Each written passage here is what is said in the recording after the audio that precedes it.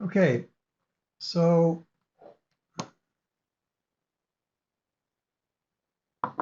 this is what we have.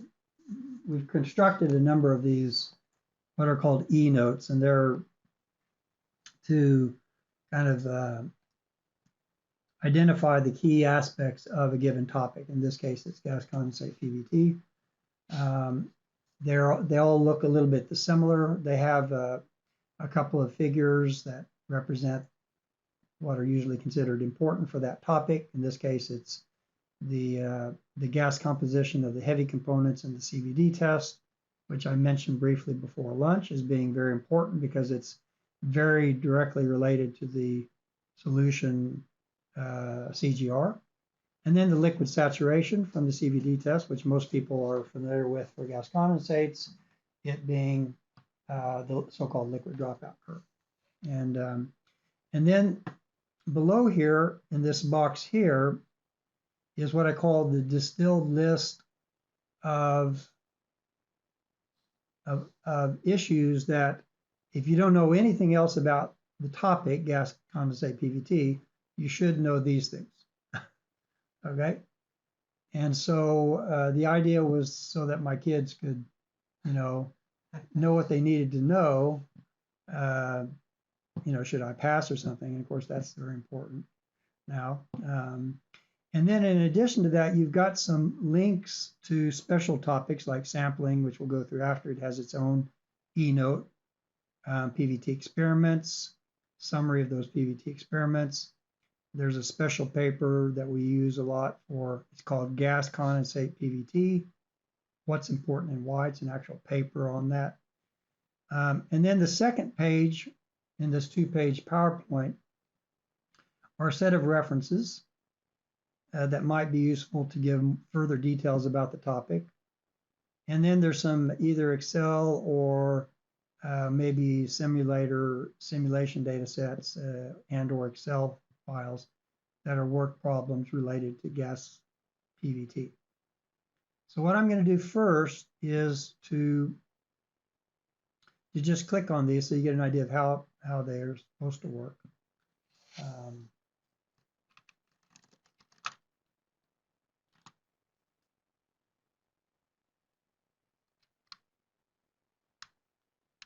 As they're supposed to work.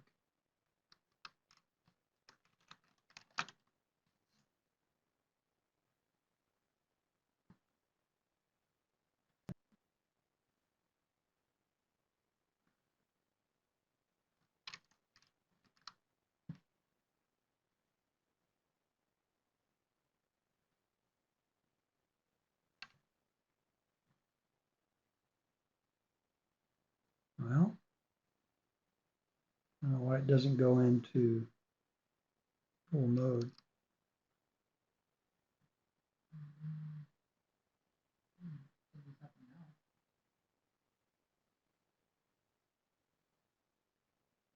Doesn't want to.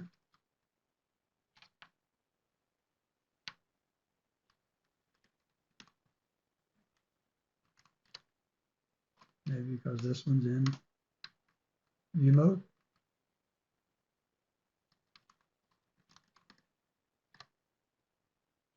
I don't know.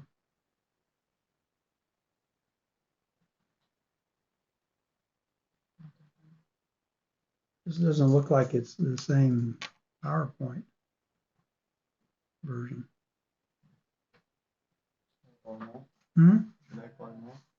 Probably. It's just taking a while.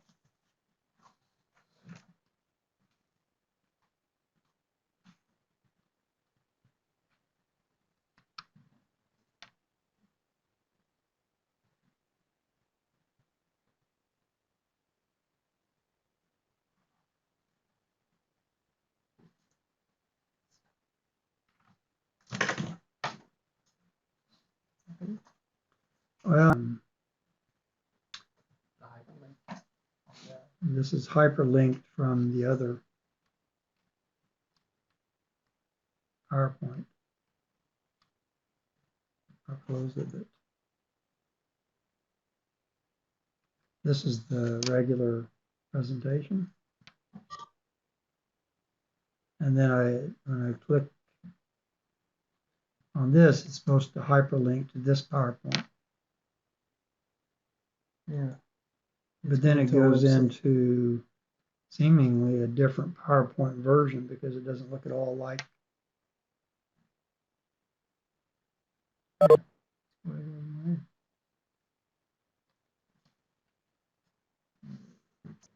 think you can do it from your local version. This is not your local version. This is the version that I shared.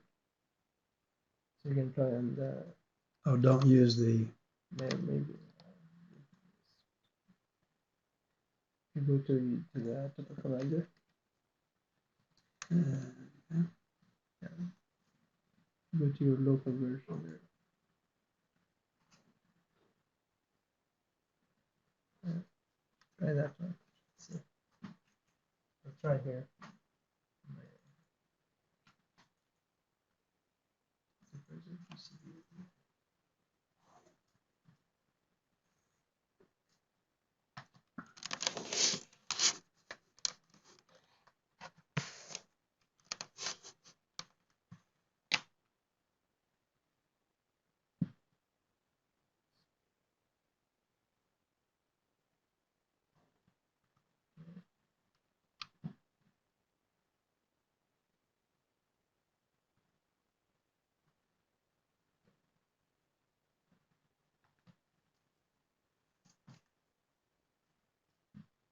It does the same with the hyperlink.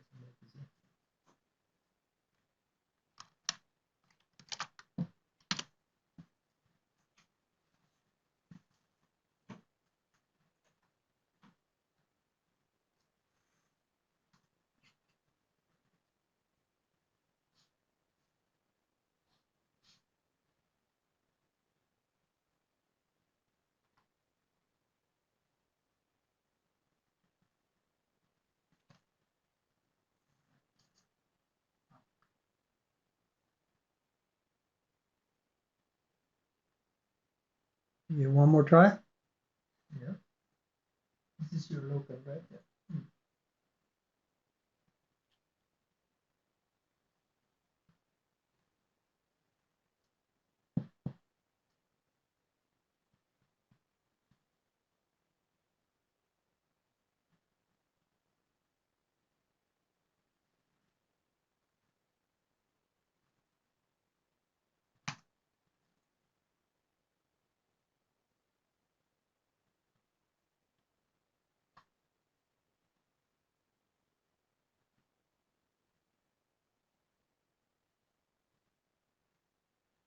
It doesn't.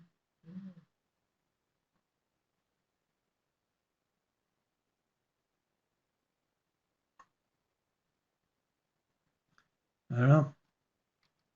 Try it again.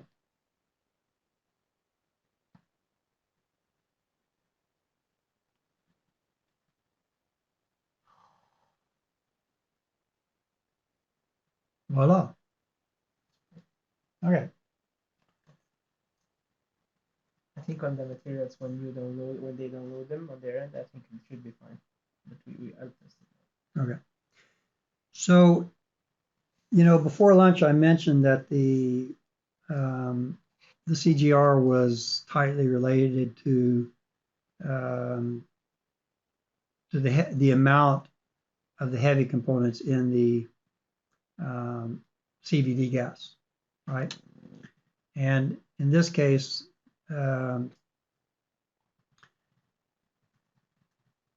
what's been done here is that there's actually been a multi-stage separation process conducted on each gas that's removed during the constant volume depletion test and converted to an OGR.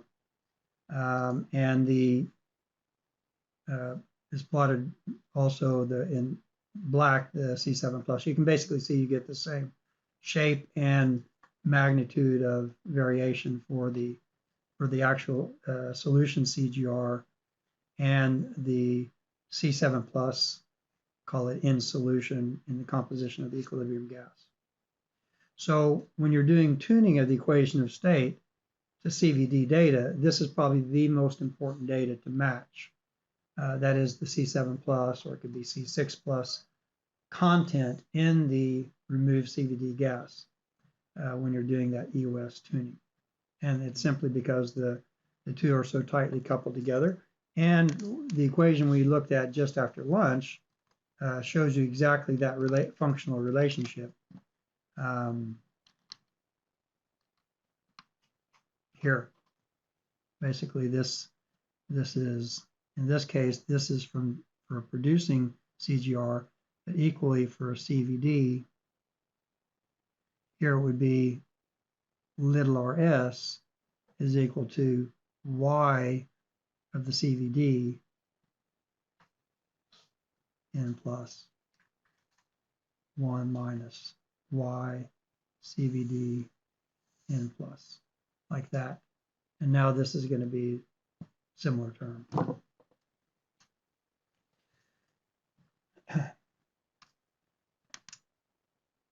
So this is just illustrating the importance of that as the critical data in EOS model tuning, the critical data to make sure that the laboratory has measured the data accurately. Measuring compositions of that removed gas is not a simple process. Sometimes labs struggle to do that. As a consequence, we have some very detailed compositional material balances that we run on every CVD test that we're given for EOS model tuning, just to make sure that the compositional material balance closes reasonably accurate, so that we know we can use those data in the EOS model tuning.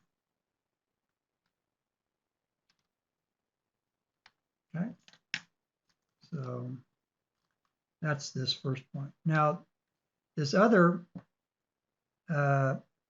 picture that's often associated with gas condensates is very familiar to everybody. Everybody knows this is, oh, this is the liquid dropout curve.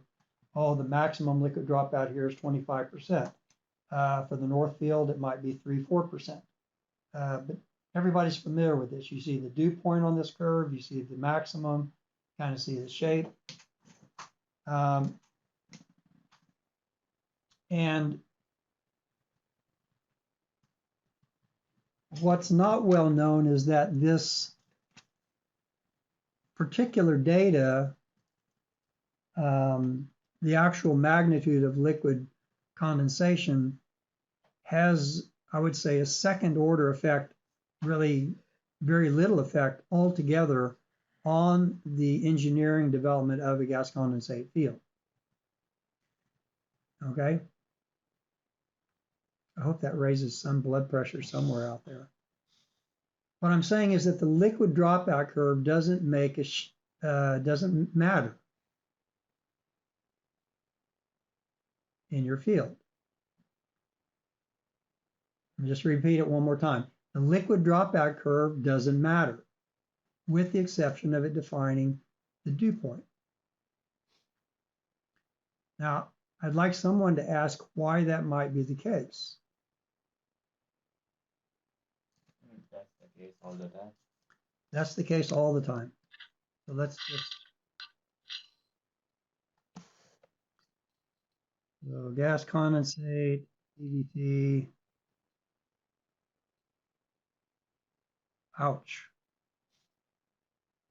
Somebody's reacting. There's somebody who's got their microphone on, or they're trying to make noise over the microphone to terrorize me because of what I just said. So this is a gas condensate PVT non-issue liquid dropout curve.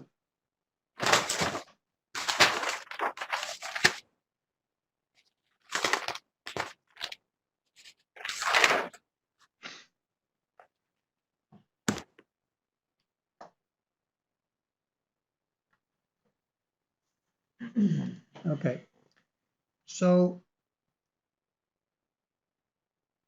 why is this the case?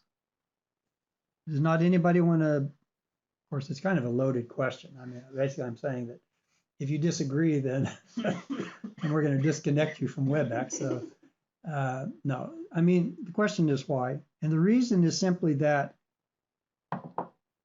this oil mobility in region 2 is essentially 0. Okay? And the liquid dropout curve from CVD or CCE, either one, doesn't really matter, is what is basically, this is a region 2 PVT property. It's only region 2 where it really applies.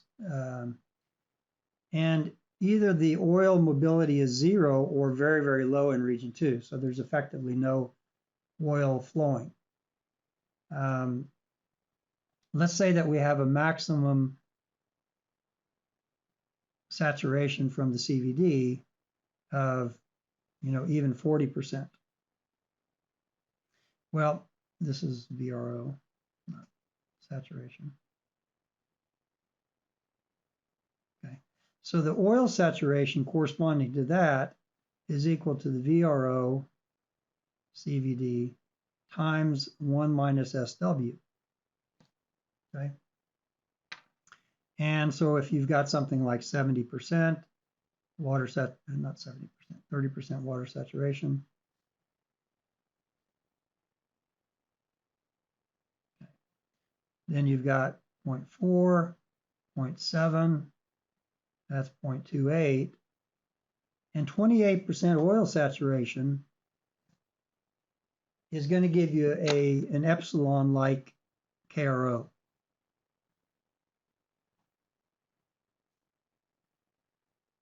Towards 0.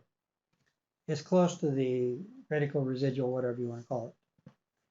And on top of that, the oil viscosity is going to be at least 3 to 5 times higher than the gas viscosity. So effectively, that condensate in region 2 doesn't move, doesn't flow. So if that is 40%, or if it's measured at 30%, or at 47%, it's not really going to have an effect on the even the most extreme richest condensates. That's what you can easily prove to yourself with the model. About the only way these would start having an effect at 0.4 is if you use straight line relative permeability curves, which obviously is not realistic. So that's the reason, is that the oil, effectively oil mobility is going to be close to 0 in region 2. So that basically says that what everybody is matching when they do EUS tuning, for example, PVT-SIM doesn't let you match compositions during the tuning. So you can only match liquid dropout curve, okay? You can't match the data that really matters. But like if you try to match the liquid dropout curve, does it not imply that your CVD composition C6 plus will also be matched very well? Yeah. So if you have a visual measure of the liquid volumes, if you have an accurate visual measurement of the liquid volumes, for rich condensate, they should be relatively consistent with the change in C7 plus composition of the gas. If you have a lean condensate, very likely the compositions of the gas, the variation C7 plus, may not be very accurate. But again, the liquid dropout curve can be very inaccurate just because the volumes are so small. So it can be 50% off, 1.5% should be 2.5% instead of 1.5%. It has no effect on anything. But if you match that only, and then your compositions are off, then it's not a good thing. So just in general, it's not a good idea to match the CVD liquid dropout curve. Certainly not instead of matching the C7 plus, C6 plus of the gas, removed gas composition.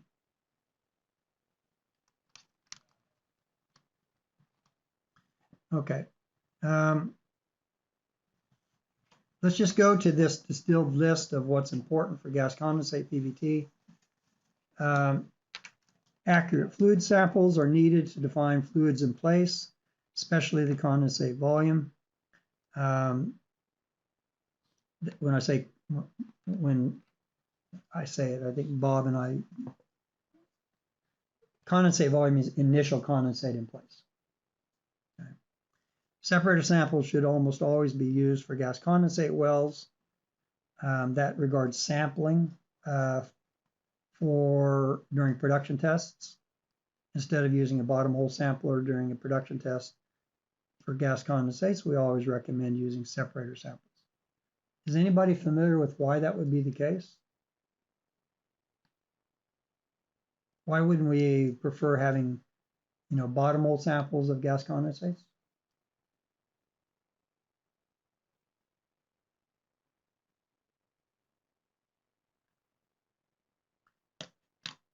So the main reason is that in typical wireline bottom hole sampling, cased hole during production test or during a shut-in after production test, the tool is at the bottom of the well. So if you have any liquids in the tubing string, when you lower the rate or shut the well in, those liquids that are in the tubing will segregate to the bottom of the well, and the gas will segregate to the top of the wellbore. So you're going to get an excess of liquids where the sampler is located, and the likelihood of getting an incorrect and overly rich sample is pretty high for gas condensate. So it's gravitational segregation during low rates and shut-ins. So that's why we don't recommend the bottom hole sample.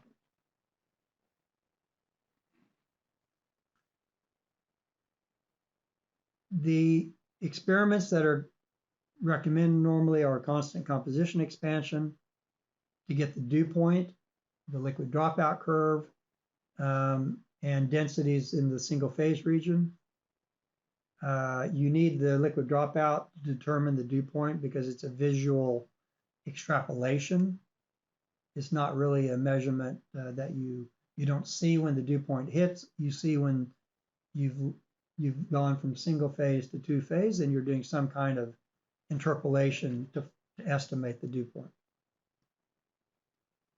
The constant volume depletion test provides important data for the variation of the heavy ends in the gas, basically the solution condensate gas ratio.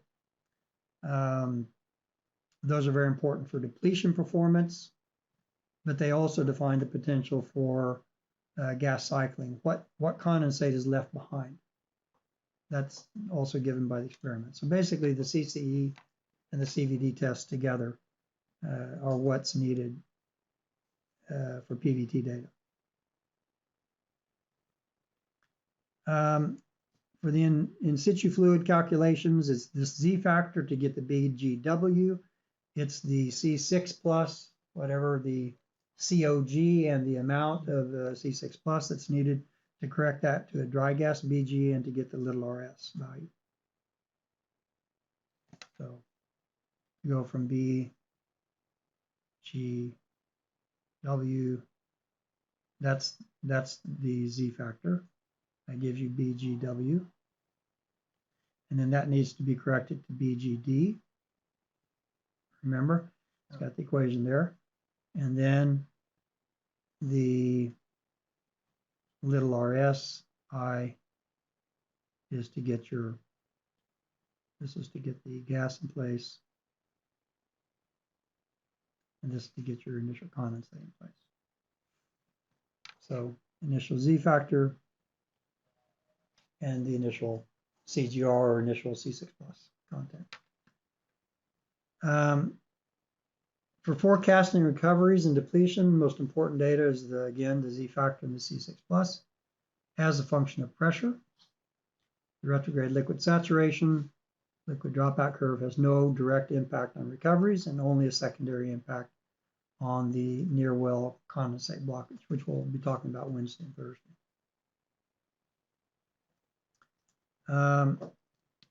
For gas cycling below the dew point,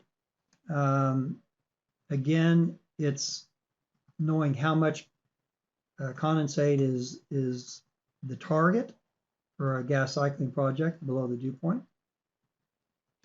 But additional experiments are needed to help tune the equation of state to accurately predict how those lost C7 plus components can be revaporized and how efficiently that revaporization is for a given gas, injection gas. So you do need additional kind of what we'll call EOR type PVT tests that we'll talk about on Friday.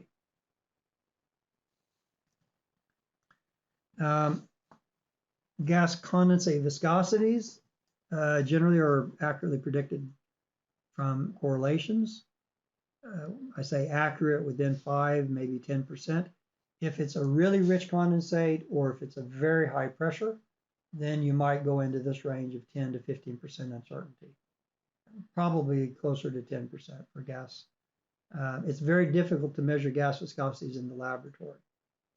And for oil viscosities, you generally want to be above 0.1, 0.15 centipoise before the accuracy gets reliable. And that's generally what the range is for condensate viscosities is reservoir conditions is around 0.1 to 0.2 centipoise. There's also the article from System about condensate.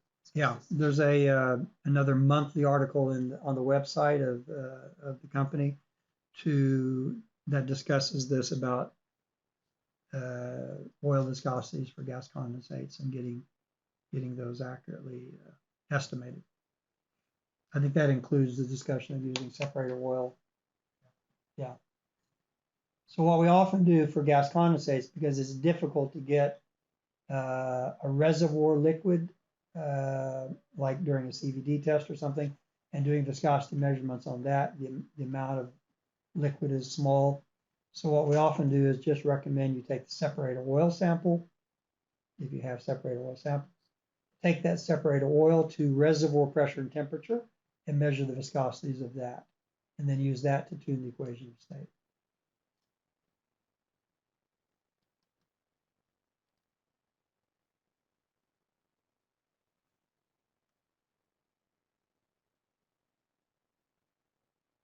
Yeah, I think that's it. Is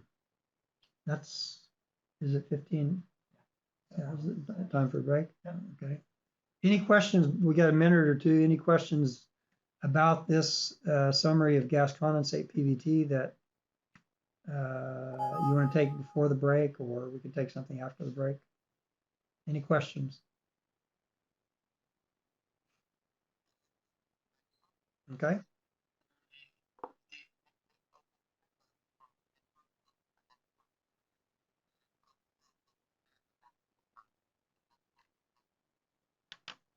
Could you repeat one more time?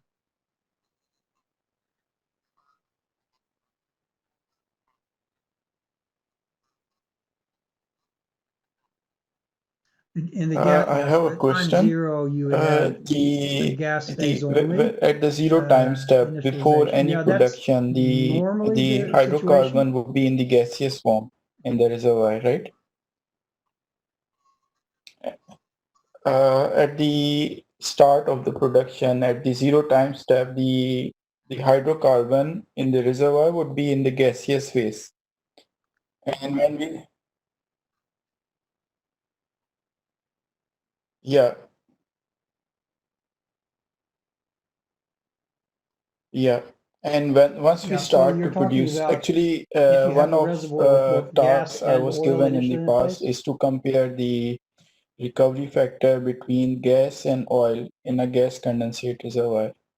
So how do we determine the initial gas in place and initial condensate in place, and then estimate the recovery factor for both phases?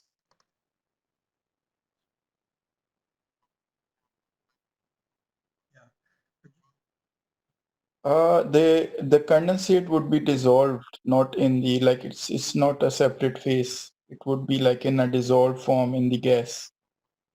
And the geologists, Yeah, they Yeah, that's normally quote basically the this gas in place for gas in, exercise that using their static we didn't really models. complete, but So you will the have equation something is in the like what you BCF need of is volume of you gas, need right? basically And then the uh, BGDI I just wanted to know and how do we the little convert those RSI, in place okay? gas volumes into equivalent, And like separate them the into condensate and gas as we produce. yeah, so those are the two numbers you need to the equation that you apply it to is initial gas in place, and this gas here is Yeah, your dry gas after okay. processing, right? So that's the hydrocarbon pore volume. That would be coming from the geologist divided by BGI, but it's this BGDI, right? So that's the number you need to get that. And then to get the initial condensate in place, you just take that Yeah, initial gas in place that you just calculated and multiply it by the initial solution condensate gas ratio. So that's basically the two numbers you need. yeah. Yeah. So any other questions then about PVT?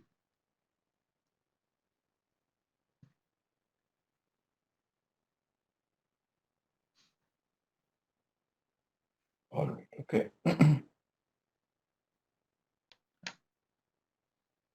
Two in place volumes, yeah. This Thank you paper very here much. is definitely the kind of go-to paper for.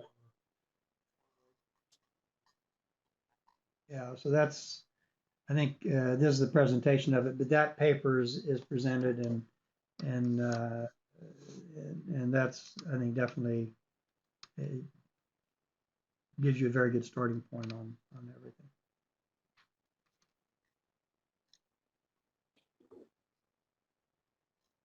Yeah, yeah, Yep. I've downloaded this paper.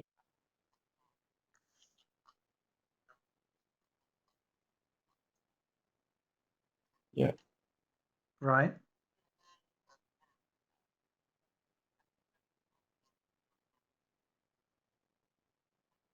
I have one more question, maybe very basic, from phase envelope. Like if we start to decrease reservoir pressure, we hit dew point, and then we go further down and the condensate percent starts to increase, right? Yeah. Have So you ever um, observed phase what you observe revaporation, in the like field is that if we the reduce pressure further, like on the y-axis yeah. pressure is So dropped the further, question you is start to if hit you the equality if lines you look where at they the give average indication oil that saturation you start to revaporize in your the oil reservoir, phase. Have you observed such behavior in like real examples? as you deplete from initial reservoir pressure down to abandonment, for example. And let's say this is a low pressure, so maybe this is atmospheric here.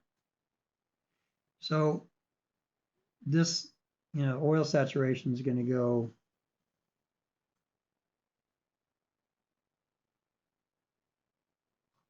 so the question is, because the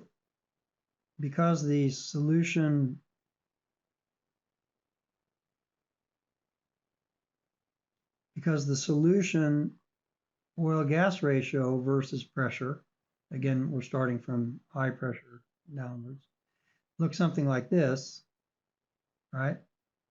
And then it goes down like that.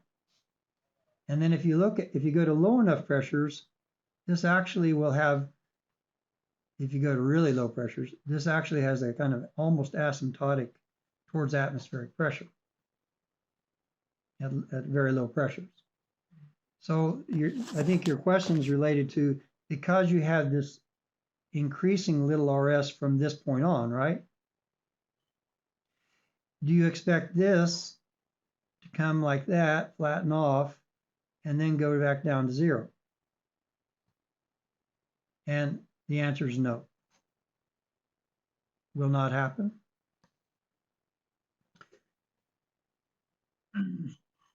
Okay.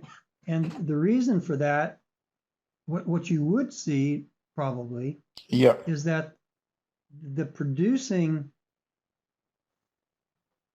oil gas ratio, that's actually going to look much like the solution oil gas ratio. Going to be a little bit below it.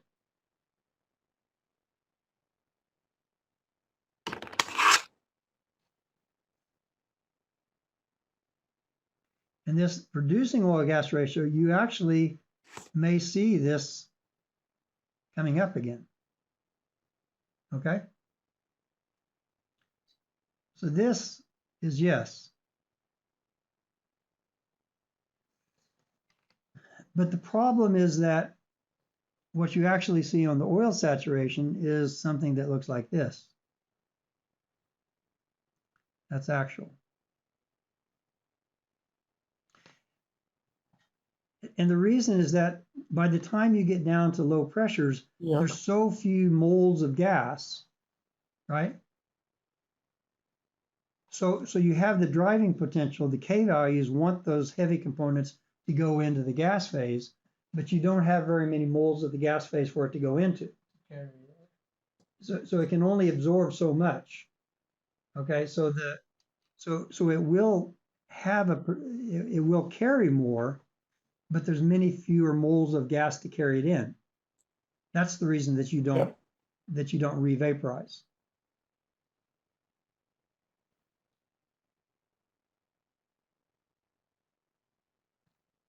So you will see this increase in the producing oil gas ratio if you run a model. Oh, yeah. But you won't see the oil saturation disappearing in the model for sure. The only way to drive down this oil saturation is by gas cycling, vaporization. But then you put lots of moles of gas in to revaporize. It's a good question. Anybody else got a question before we take a break?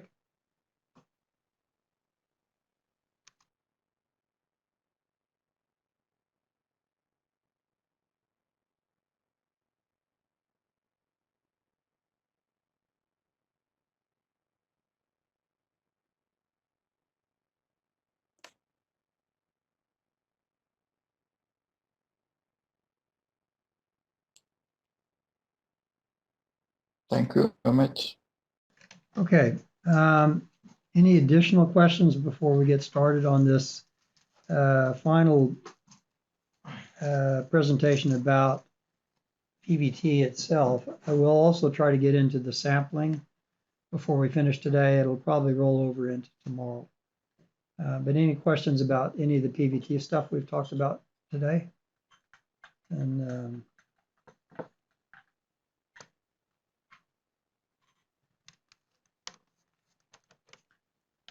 Confirm that they can hear us. could just someone verify that they hear and see okay? Yes, we can. I see. And Okay, great. Thanks. Thank you.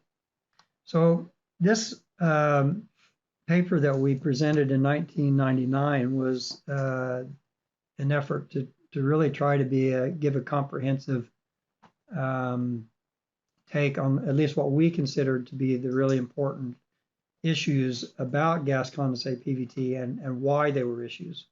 So myself, Eyvind Favong, who of course is the one who kind of discovered this condensate blockage model treatment that we'll be talking about Wednesday and Thursday, and Tao Yang, who was working with me at the time. He was here about 10, 12 years, and he's now head, actually with Favong as well at Equinor here in Norway. So it's basically the two issues are recovery that we've talked about as being special for gas condensate, the added recovery from condensate, and then the productivity loss or well performance loss from blockage. So that's the goal here. We already talked about this, I think So which PVT experiments are used and why? These initial fluids in place and depletion and recovery. There's some equations given in this paper that I think that are not published anywhere else that I know of. They basically show how to get the recovery of the gas product and the recovery of the surface oil product as a function of depletion, both above and below the dew point pressure. In kind of a flexible way, using this concept of surface processing being a C plus, CN plus, and a CN minus kind of product split. We'll talk about condensate blockage mainly only just so that you see that PVT is coming into that as well. And then this gas cycling is something that's a topic of Friday, but what basically just want you to carry away from this today is that the depletion modeling and experimental program indirectly provides exactly what is the target for recovery of gas cycling at any point in time. In other words, if you want to do gas cycling before you even reach the dew point, what are the target for condensate recovery? Or if you wait until the reservoir pressure is much lower, what's the target for condensate recovery there? So it indirectly gives you your target, and then of course you have to assess from other issues, how efficiently can I get an injection gas to contact that target and recover part of it. This also gives us introduction to EOS modeling, where I've already made the comment earlier that you can't do gas condensate PVT without an equation of state model. And so this introduces a little bit the basic parameters and how to build an equation of state model. I'm going to skip over these three examples. It's something you might want to look at yourself. So the priority lists depend on the reservoir. So those items that we would typically look at would be, are you looking at a development strategy that includes both depletion and gas cycling, or is it gas cycling first and depletion after, and so forth? Whether it's low or high permeability, whether it's saturated or highly undersaturated, geography, offshore, onshore. It could be with respect to the number of wells. It could be with respect to initially discovering a gas cap, and because you typically drill exploration wells up structure, and then estimating, for example, down structure potential oil, and then whether or not deliverability is an issue, and the number of wells required to delineate for development. So the example, every PVT study that will, in a gas condensate, will begin with a constant composition or a constant mass expansion test, where the idea is that you want to measure the dew point, and that's the first item to be measured. The second item is the single phase Z factor, gas Z factor, and the third is the relative oil volume to liquid dropout curve. So you're basically looking for identifying the first appearance of condensation, and then as that increases, decreasing pressure to map out. I think we haven't drawn a liquid dropout curve per se. Maybe I'll just comment a little bit about that.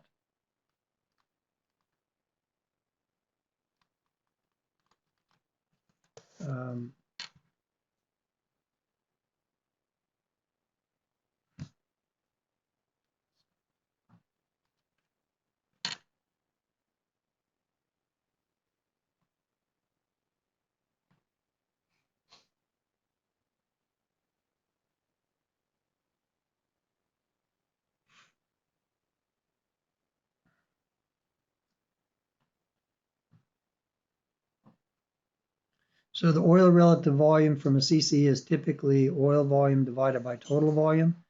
Both of these would be changing with pressure. And basically you measure at various pressures, you're getting no liquid observed. And then you might get something I'm going to draw like this, where you actually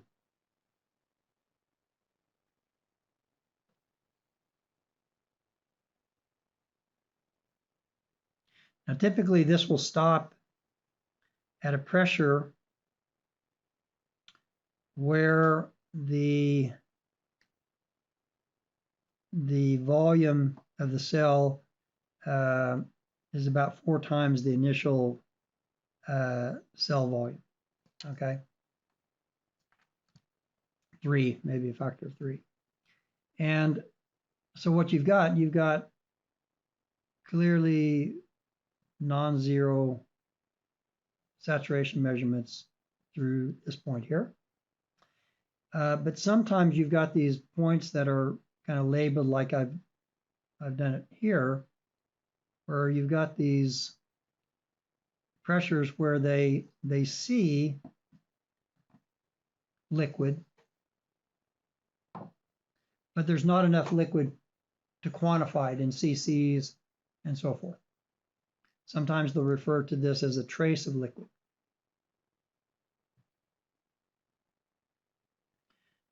And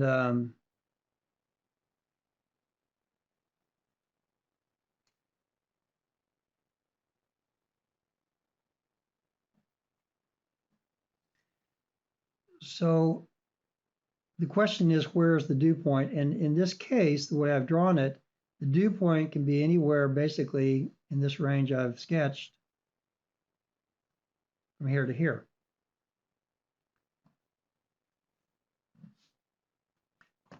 By dew point, we mean that there's any appearance of any liquid, not that it can be measured and quantified. It's definitely coming out of solution in some amount, and that's the dew point. So what you see is there's a pretty significant uncertainty here, and this type of liquid dropout curve is what we call, this part here is a tail, a liquid dropout tail. And maybe it's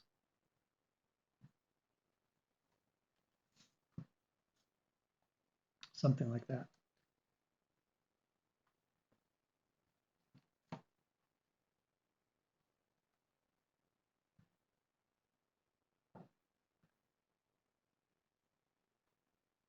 And this tail is really, there's 2 things that need to be considered if you have this kind of behavior.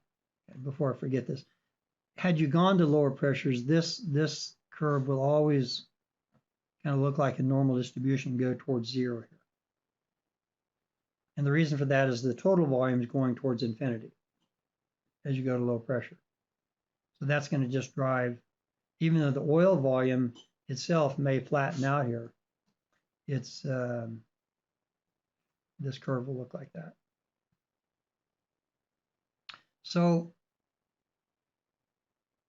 the liquid dropout tail, there's basically 2 issues.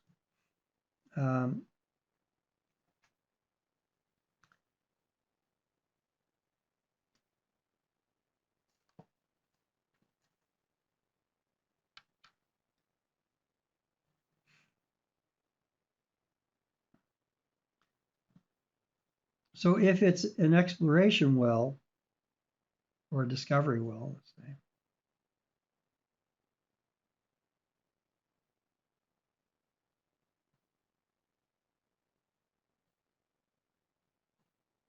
okay, if it's a discovery well, then the PD min versus PD max the dew point may be very important to assessing the potential for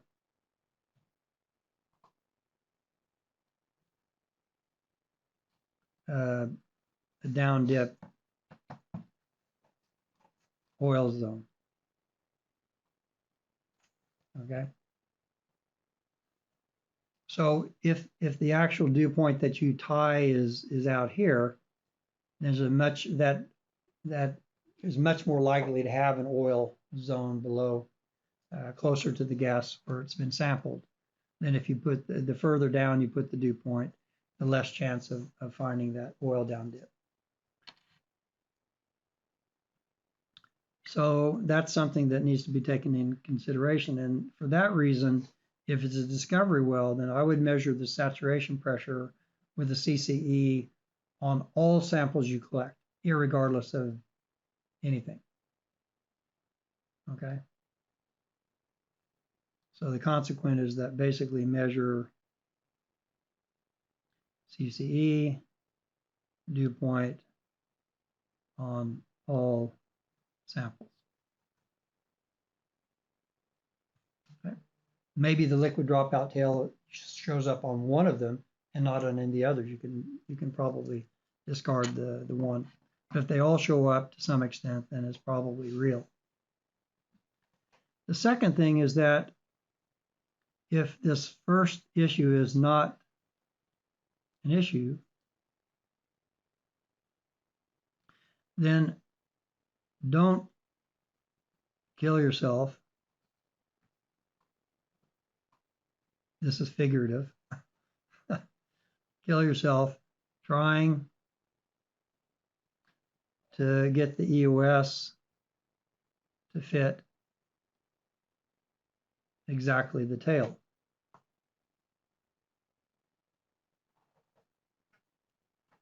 Okay.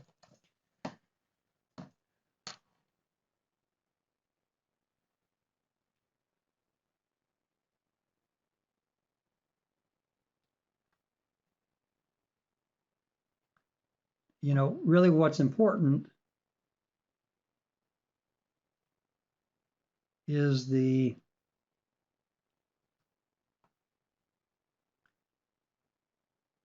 how the variation of composition of this C, I'm just going to write C6 plus, C7 plus, whatever, as a function of pressure from the CVD test looks, is fit.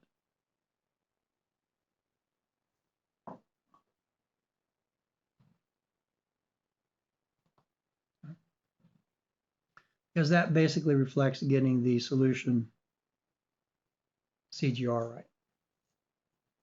And getting this right means your reserves, your depletion reserves are right.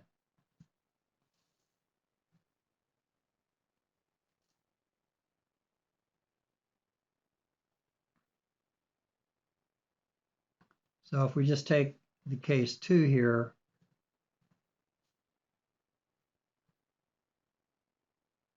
make that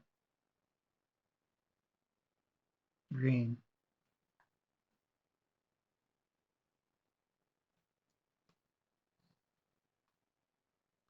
Then having an equation of state fit that looks like this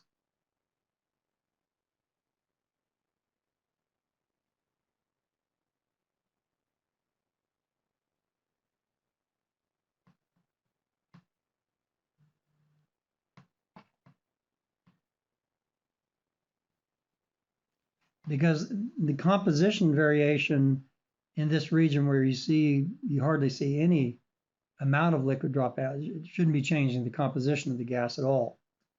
So getting a fit like this basically ensures that, well, of course, we would be fitting the, you know, the C7 plus the amount. So that would look like, this is CCE data, so you wouldn't see the composition amounts. But basically, your gas composition wouldn't start changing until you start seeing, so you'd get a very much better description of the gas composition with this. Okay.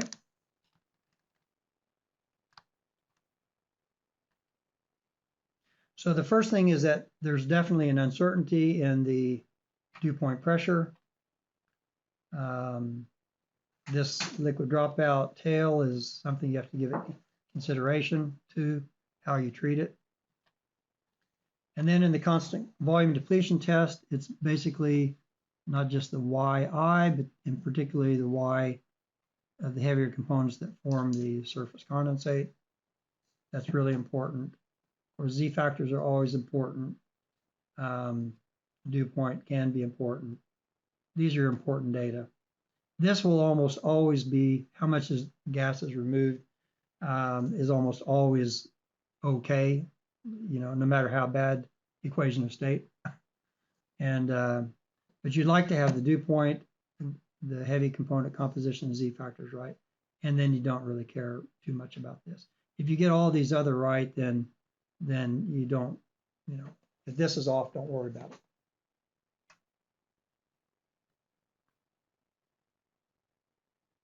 Now, a lot of the PVT packages won't let you fit this C6 plus content in the gas.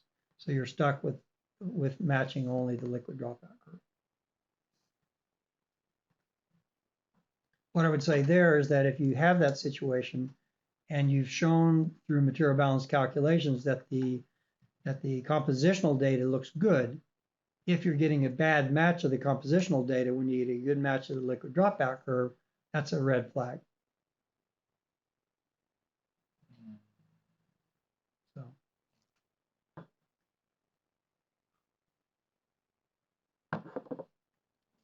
that's So if you only match liquid dropout curve, because most programs won't let you match the C6 plus, but you've done a QC of the compositional data from the CVD and it looks good. Okay, the backward material balance.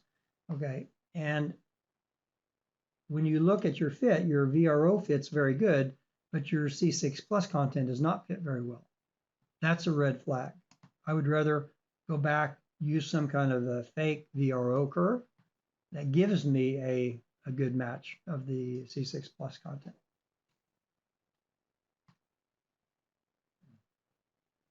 So we can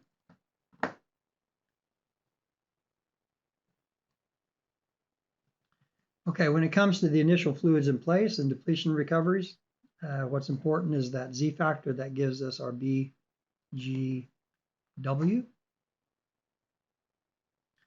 The amount of the C6 plus, both initially and during the variation with depletion. This gives us basically our RS.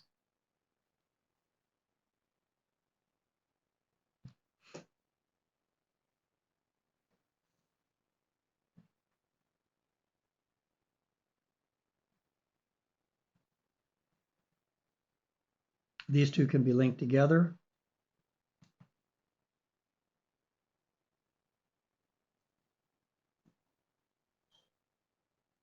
And this issue of a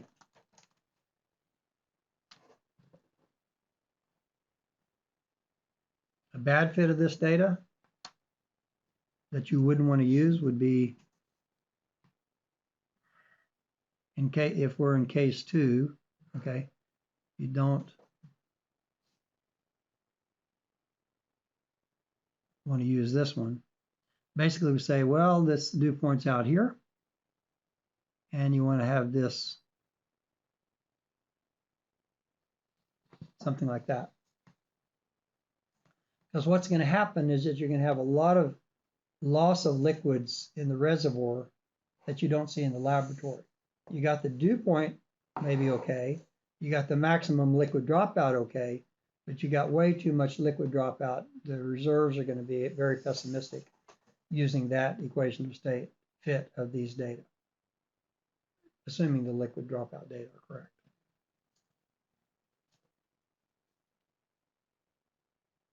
So that's, you don't want to use that, and the green would be, if you're in situation 2, that would be a good EUS.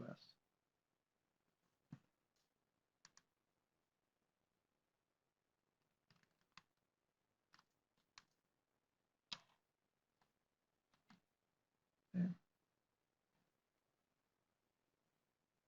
So the Z factor is always important on the depletion performance of gas. And because the condensate that we're producing at the surface is being carried by the gas, then getting the gas volumetrics right is important.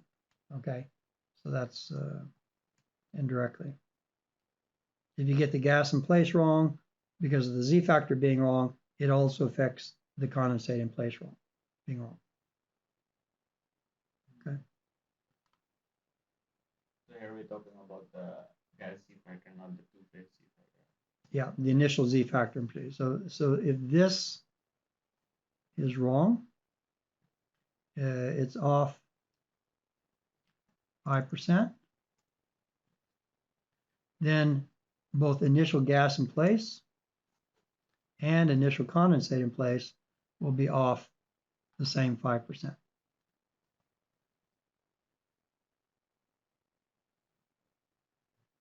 Both of them.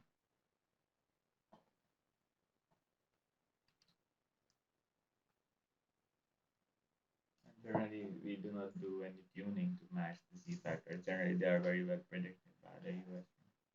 Yeah, generally speaking, the US does a good job of, but if you only have one sample discovery well, we know the Z factors from a lab can be off by as much as 5-6%. Yeah.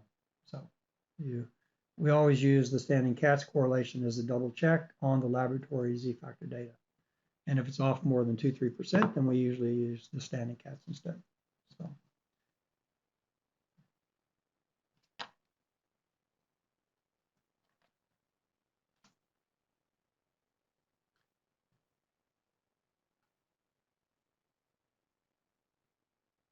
Yeah. So this variation here, which gives us our variation here, that basically forecasts the condensate rate profile. Why? Because the oil rate is at any given time the gas rate, which whatever it is, times the producing oil gas ratio. But this is approximately solution. These are approximately equal at the average reservoir pressure. So if you know the average reservoir pressure, you can use for the producing oil gas ratio something just slightly less than the solution. And so if you're off in the little RS curve, you're going to be off in the producing oil gas ratio curve.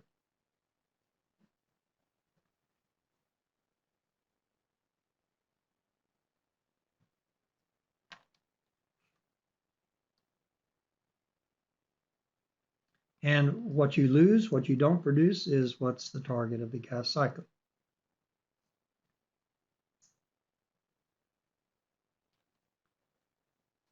So this is the this is an equation that's using laboratory PVT data. There's some Excel sheets in the electronic information given. Basically, the laboratory gives you the C6 plus of the CVD, so you got the little RS estimate. COG is a constant. And this gives the recoveries starting at initial pressure, whereas the laboratory CVD data starts at the dew point pressure. So it corrects with this term here for recoveries from recovery factor going from initial reservoir pressure down to the dew point.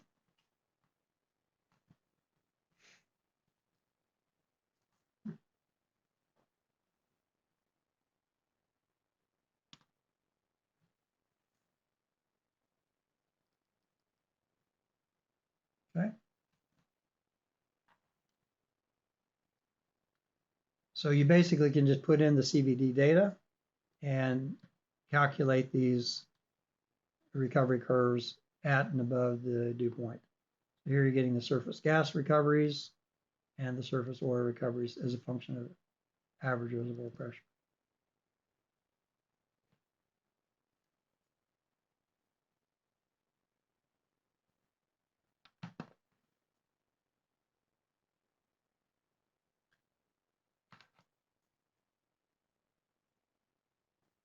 If you don't mind, can we go back and just go through the calculation, how these curves are populated? Right. So the CVD data, Yeah. Sorry.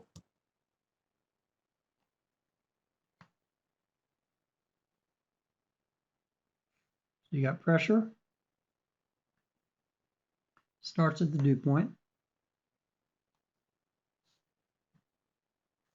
typically goes down to around 500, 700 psi. There's typically 6 to 10 pressures. So of what's being used in here, you've got Z factor. This is actually from CCE data because it's above and at the dew point. That's CCE data. This is CCE data.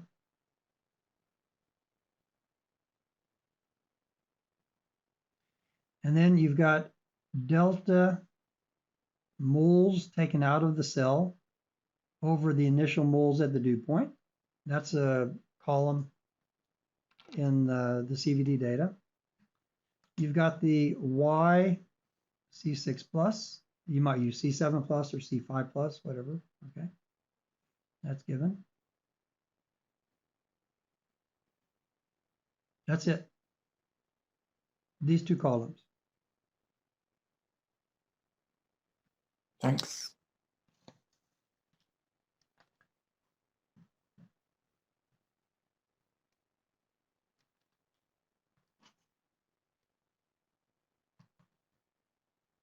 And you can see this translation here using a constant number here.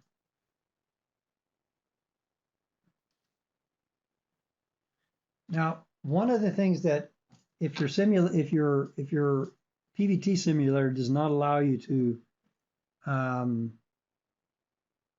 tune the compositions, in the old days, Tao could tell you the story. What we used to do, we would take the EOS calculated results into the spreadsheet and use that to calculate these surface gas, surface oil recovery plots. Use the laboratory data. So this would be, for example, lab data. And then you could go in with EOS, and if your EOS is giving a good match of the important data, then these are going to be falling on top of each other.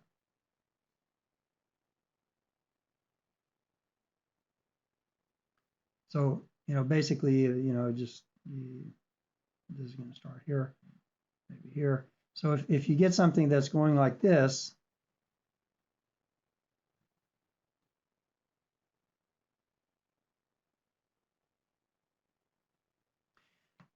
that's not a good equation to say, because you're talking about, 6 recovery percent of oil off in the depletion.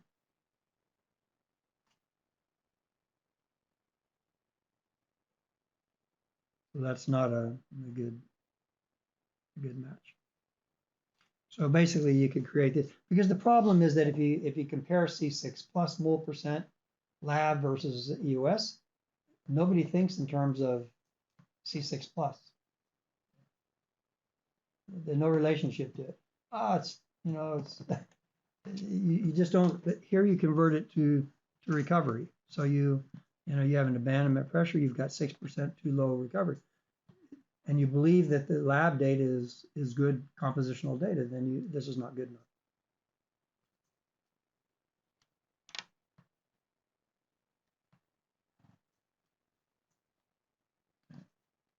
So this is the same comment about the dew point marking really two different things. The one where the composition of the removed gas producing well stream starts changing markedly.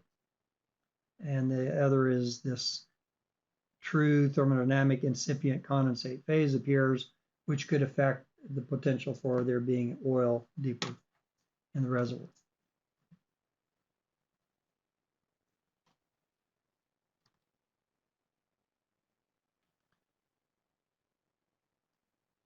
This is more on initialization. Well, I think we return to this on the sampling part, basically trying to map out the variation of CGR, compositional variation. That's basically solution little rs as a function of I, J, and mainly usually depth. Okay. Okay.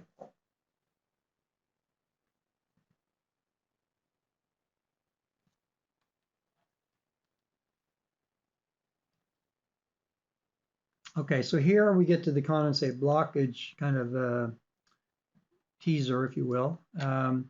So when it comes to condensate blockage, if you read this little monthly article we had, you'll see that basically there are two issues. There's rel perm and there's PVT. Rel perm is a rock property. You can't do anything about that, certainly not from this course, other than understanding the relationship, which we'll try to get to, but it's a rock, pure rock, almost purely rock property, okay? Capillary number dependence, if we bring that in, it has a little bit of fluid properties, but not that it's really important. The pure PVT part is in defining what is the relevant range of this ratio in region 1.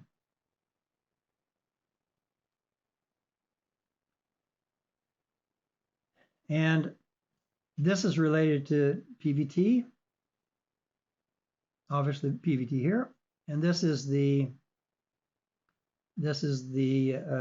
relative oil volume of the well stream.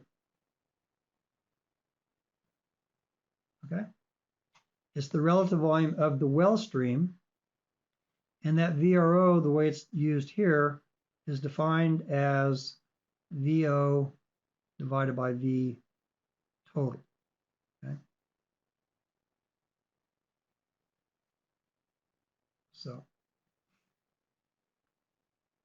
So in reality, it's a function of PVT and the producing, how rich the fluid is, the well stream composition.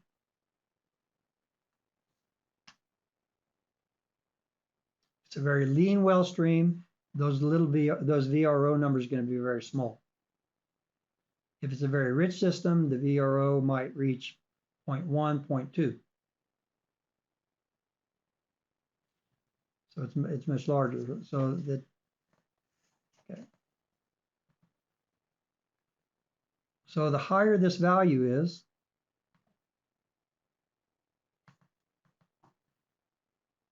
let's say around 100 versus 0.1, this is a very rich gas condensate. This would be a very lean gas condensate. And the blockage effect is accordingly, if you have a KGKO in region 1 of 100, the KRG is not going to be very low. But if you have a KGKO in region 1 of 0.1, then you might have a KRG of 0.05, really maybe a factor of 20.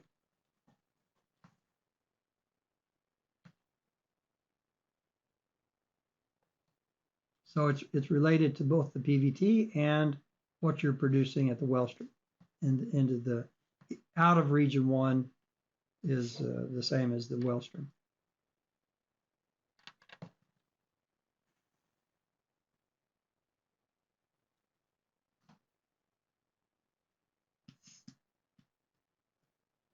So this is this range: rich gas condensate, lean gas condensate. This is our pure rock curve.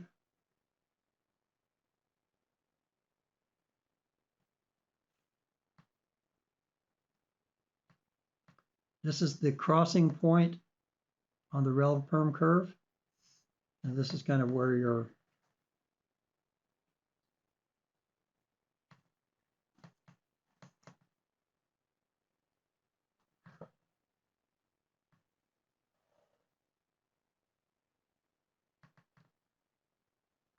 That's not right.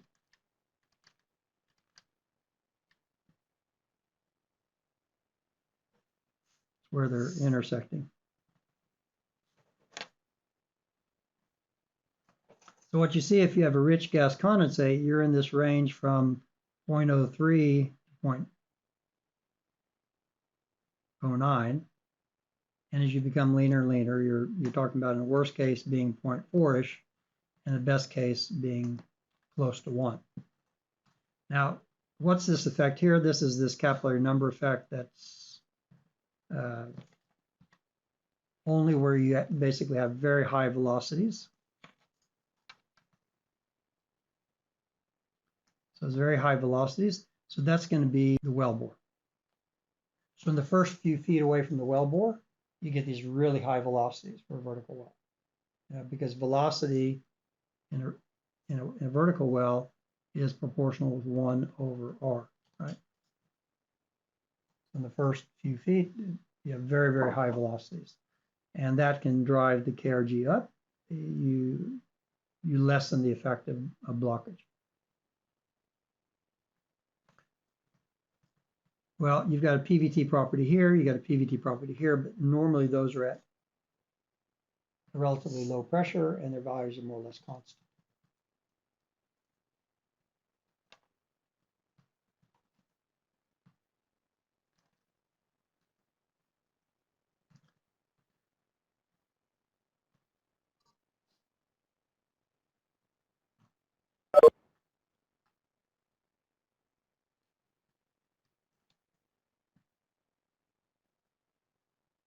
So this shows, yeah? There is a lag between drawing and speaking. Okay. All right. So Yeah, so this figure here kind of shows if your EUS is off 20% from the liquid dropout curve, what effect it has on the KRG in region 1.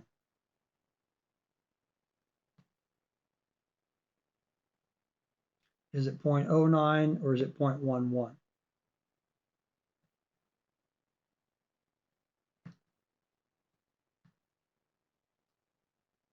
So the getting the liquid dropout curve matched exactly is not a big issue in terms of the magnitude of the blockage. It's much more related to the richness of the condensate and the rel-perm rock rel-perm curve.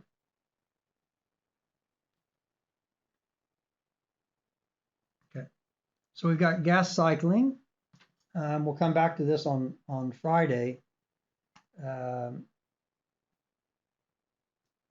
Using the depletion data, we can evaluate, what is the target of cycling and how does that target change as you lower the pressure at the point of cycling. Now, again, we'll return to this on Friday.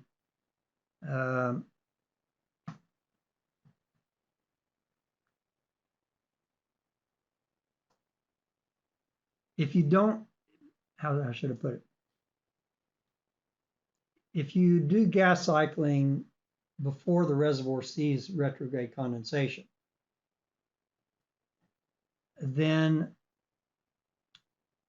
wherever the injection gas flows, you'll recover all of the condensate, okay? So basically, if where SO is 0 at start of gas injection, then you get 100% miscible recovery.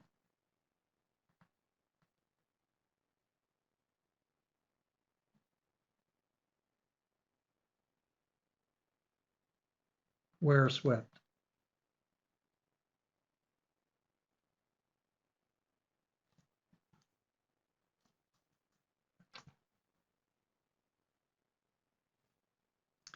And where SO is greater than 0,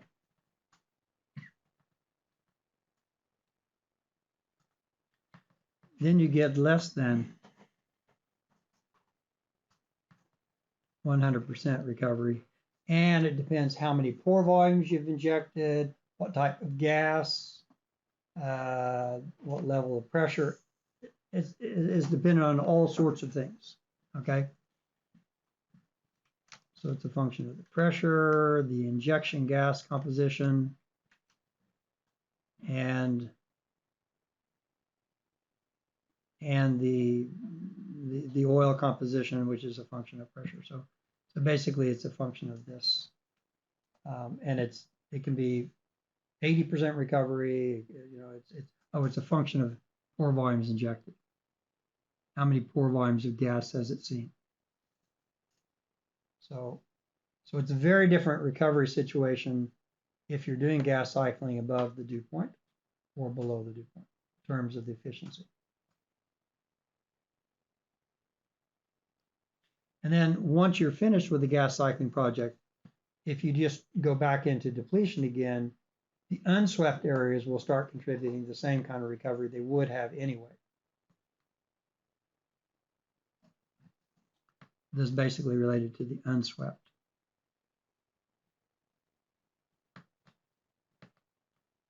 Depletion recoveries.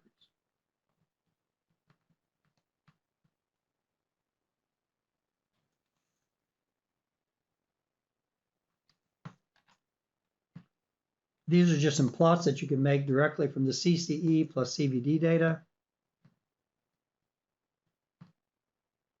that basically tell you what is the target of depletion recovery, what you would get as admissible, and what you would get through vaporization with multiple contacts. It immediately identifies how much of the original oil in place. If you start your pilot project at 300 bar, at 500 bar, at 700 bar. It basically tells you what you should expect in the way of recovery targets. So there's a big difference between starting for a highly undersaturated reservoir versus a near saturated initially reservoir.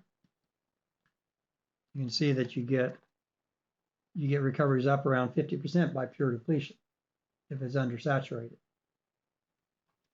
Same fluid, if it's near saturated, you're getting, less than 40%. So that being initially undersaturated has a big impact on getting you a higher depletion recovery.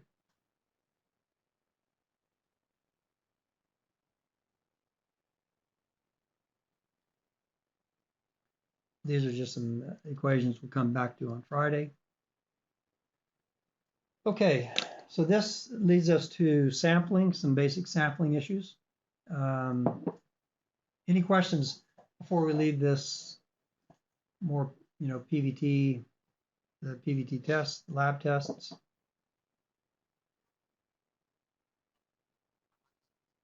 Like in water flooding, we try to replace the void. We have a concept called voidage replacement to like we try to replace pore volume to pore volume.